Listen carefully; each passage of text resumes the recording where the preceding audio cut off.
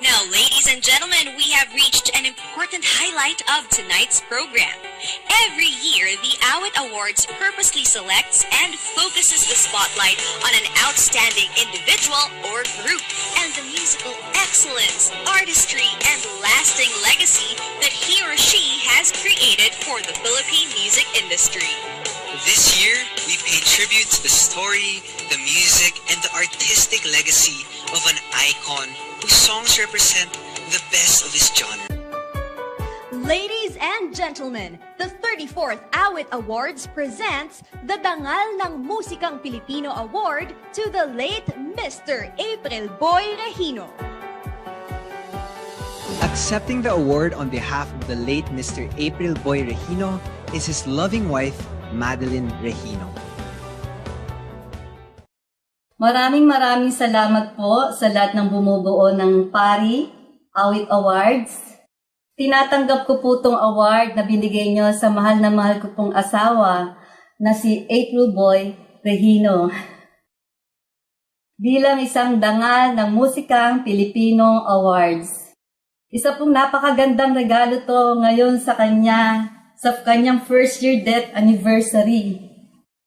At alam kong napakasaya niya sa award na to, lalo na po dito sa nakasulat dito sa trophy, ang pagkilala niyo sa kanya bilang exemplary, most outstanding contribution to the music industry as one of the most influential artists of original Filipino music.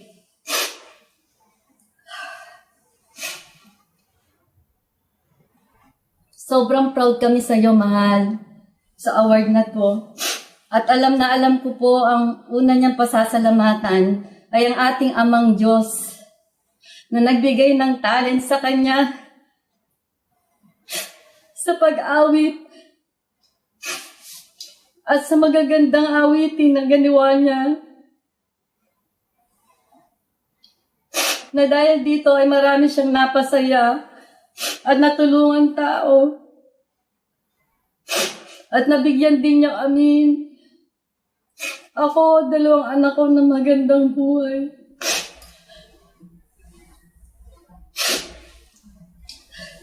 Salamat din po sa kanyang magulang na kasama niya na sa heaven ngayon. Sa mga recording company na nagtiwala sa kanya. Sa mga